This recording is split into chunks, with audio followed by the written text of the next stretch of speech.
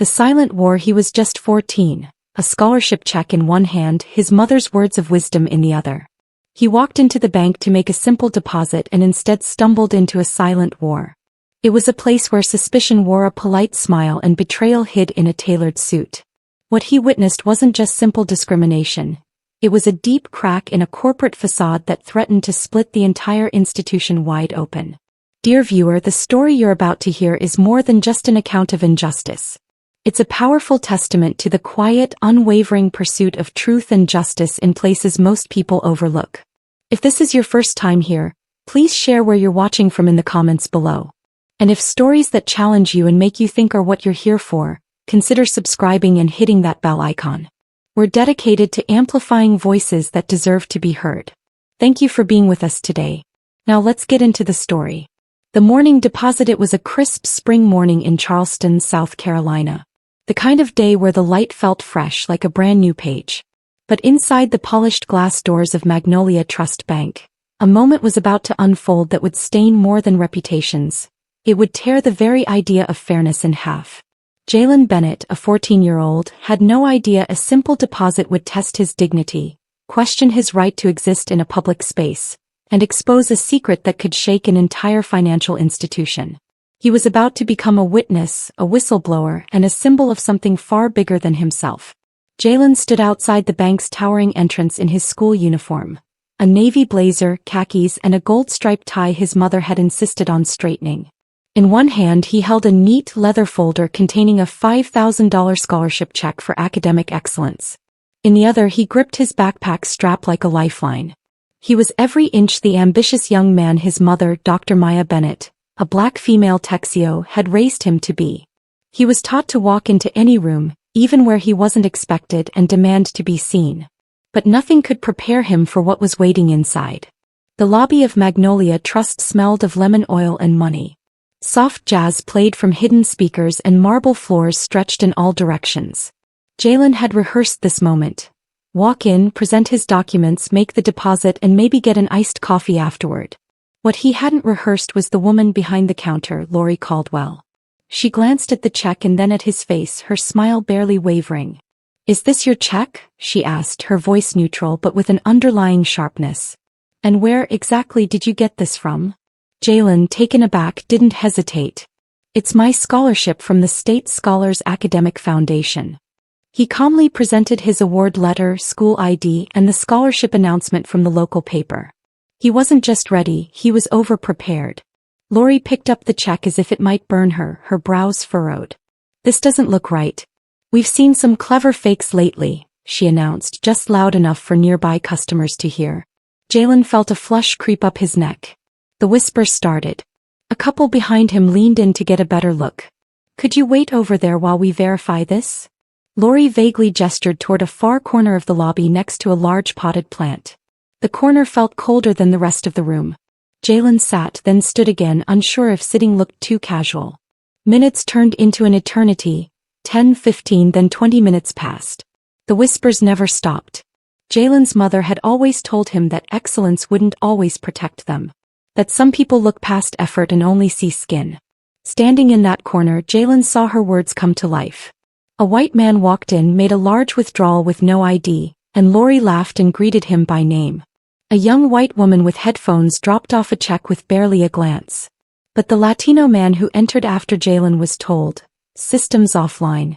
Please come back later." Jalen's documents were real. The money was real. His achievement was real. But in that moment he felt like a threat, a fraud, a disruption to their polished white routine. The observation then he saw something strange. Lori, still holding his check, stepped into a glass-walled office at the back. Inside, a sharply dressed man in a navy suit, tall and silver-haired, rose to greet her. Jalen didn't recognize him, but he recognized authority. He also recognized the thick folder Lori handed him. It said confidential in all caps. Something about it didn't sit right. He wasn't supposed to notice. He wasn't supposed to matter. But Jalen Bennett had been taught to always pay attention, to always write it down. He pulled out the small notebook from his backpack, not for school but for observations. His mother had given it to him years ago, telling him, "If the world ever treats you like a shadow, use your words to remind them you exist." He began to write. The time, the location, what Lori had said, the name on the man's tag. Richard Vaughn, the whispered exchange, the folder. All of it. Outside, the world kept moving. Inside the bank, the air grew thick. Lori returned to her counter, her eyes cutting toward Jalen. But something had changed. He wasn't just a boy trying to make a deposit anymore. He had seen too much, and what he was about to do would ensure the entire bank remembered it. He stood near the massive ficus plant, his leather folder feeling heavier than ever, weighed down by suspicion and judgment. The ornate gold clock on the wall confirmed his bitter truth. 25 minutes had passed. They had taken not just his papers, but the very ground of confidence he stood on. He watched as other customers were served without question, without scrutiny. A man in a golf shirt was greeted by name, Mr. Tanner, right this way. Meanwhile, Jalen, meticulous, polite and overqualified for the moment, was frozen. The message was clear: you are not welcome, but don't make a scene. He'd seen that look before. He felt it burn behind his ears. He thought of the young Latino man who had been turned away. A quiet, hunched posture of someone trained not to challenge injustice, but to survive it. Jalen now recognized that same posture in himself. But then he closed his eyes and remembered his mother's words: control what you can. He knew this wasn't about protocol. It was about perception. They had only asked him to prove his legitimacy, the brown boy with the scholarship check. He opened his notebook again, not to write, but to remind himself that he wasn't imagining things. The notes from earlier were clear. Facts, not feelings. His mother always said, if the world refuses to listen, make it read. A security guard watched him from a distance, a silent readiness in his posture. Jalen refused to show his churning stomach. He adjusted his tie, rolled his shoulders back and stood taller. If they wanted a reason to see him as less, he wouldn't give them one. Lori re-emerged from a conversation with a coworker. Jalen caught her words, still verifying. These kids show up with anything these days and expect trust. These kids. Not his name. Just a code for outsiders. Jalen's fists tightened. He wanted to leave, but he wanted to finish what he came to do even more. To leave now was to let them define him. Inside his mind, everything was moving. Observation. Reflection. Strategy. He wasn't just waiting anymore. He was watching them back. He had already begun writing the next chapter of this story, and this time, it wouldn't end quietly. The revelation: Jalen stood motionless but alert. He had become a witness, and his mother had taught him that witnesses carry power if they are brave enough to speak. He knew what he saw. Lori Caldwell, his documents in hand, meeting a man in a glass office. The thick envelope with the word, confidential. And the man's name, Richard Vaughn. The name hit him with a strange familiarity. He had heard it before, late at night in the margins of his mother's business reports. Dr. Maya Bennett never trusted Richard Vaughn, a man known for aggressive acquisitions and ethically questionable maneuvers. Vaughn had been circling the very regional banks Maya's company was partnering with, including Magnolia Trust. The pieces clicked. This wasn't about him, not entirely. He had walked into a war zone and Lori had mistaken him for collateral. She hadn't realized that Jalen had inherited more than his mother's intelligence. He had inherited her instinct for danger and her refusal to ignore it. Lori had used his presence, his race, his youth as a convenient distraction, an excuse to shift suspicion away from her own fire. It was a manipulation as old as time, cast suspicion downward to keep eyes from looking up. Jalen's anger began to simmer, not the kind that burns wild, but the kind that forges resolve. Injustice wasn't about shouting back. It was about exposing the system that allowed it to exist. And that system was right in front of him. He looked at his notebook again. It was evidence now. His gut told him something bigger was unfolding. Why was Vaughn meeting with a bank employee? What was in that envelope? Was the bank's leadership even aware, or was the rot deeper? He carefully placed the notebook into a zippered pocket of his backpack. He wasn't done observing, but he was getting closer to acting. He knew that once he told his mother what he'd seen, the game would change. And if Vaughn was trying to exploit this bank to get at his mother's company, he had chosen the wrong day and the wrong boy to cross.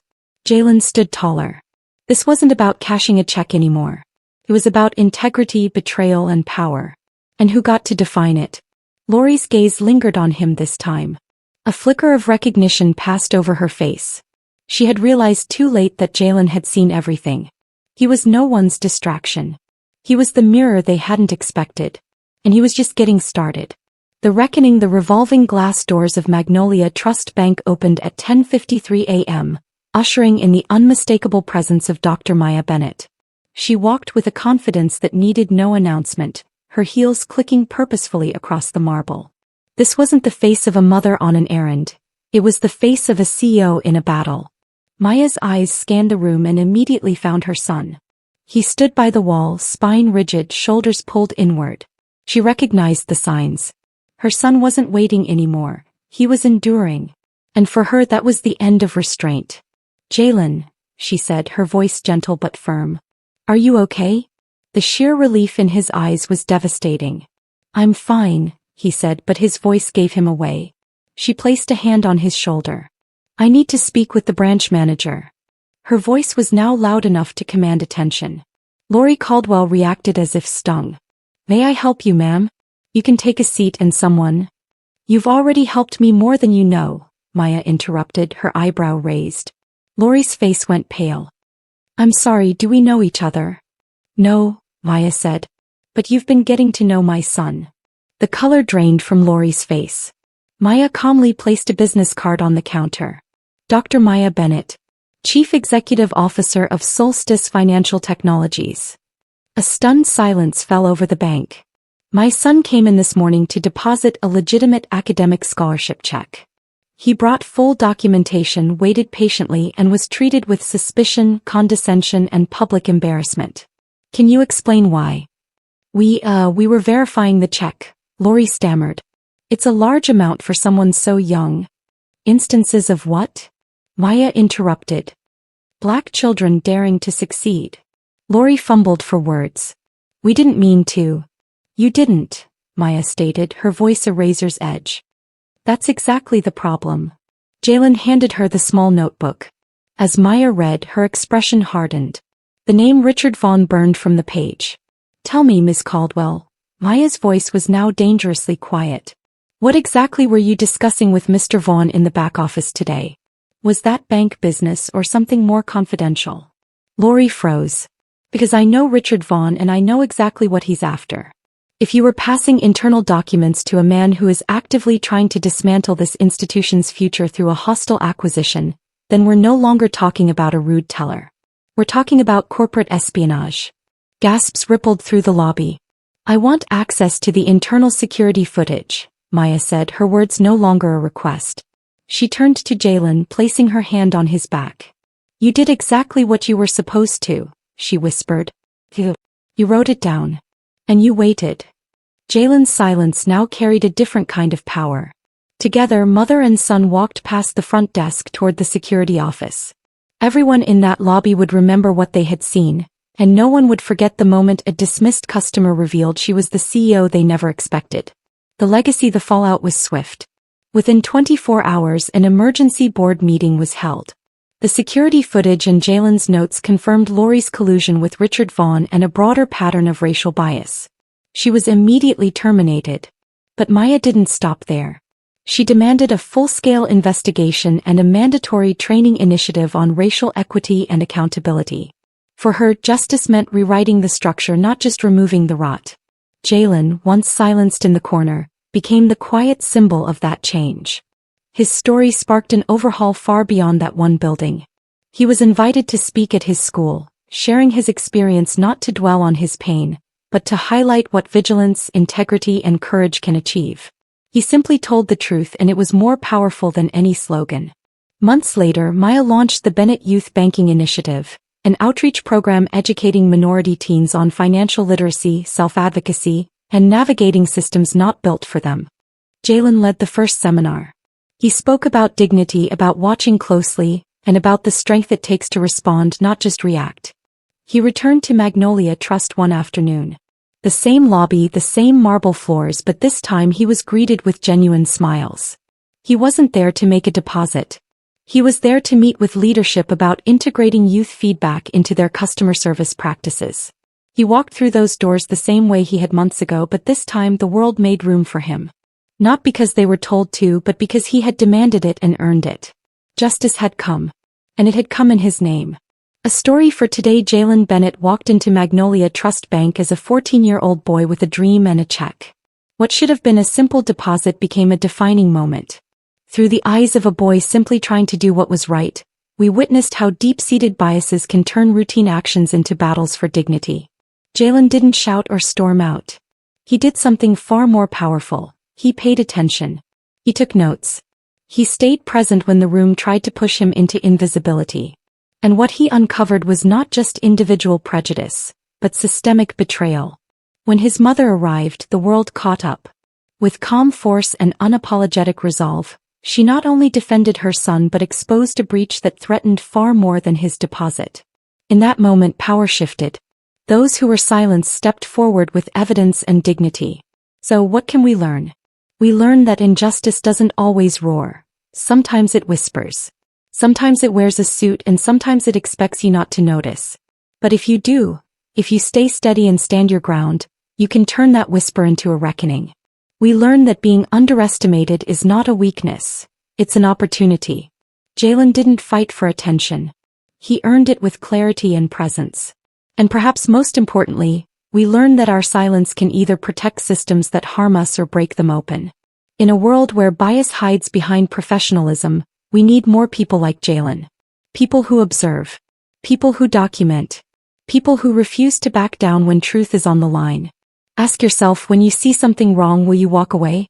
Or will you take out your own notebook? If this story moved you or made you think, don't let it end here. Subscribe to our channel and be part of a community that believes in stories with impact. Stories that challenge, stories that change lives. Your support helps us keep sharing these powerful narratives. Because the next story could be yours. And the world needs to hear it.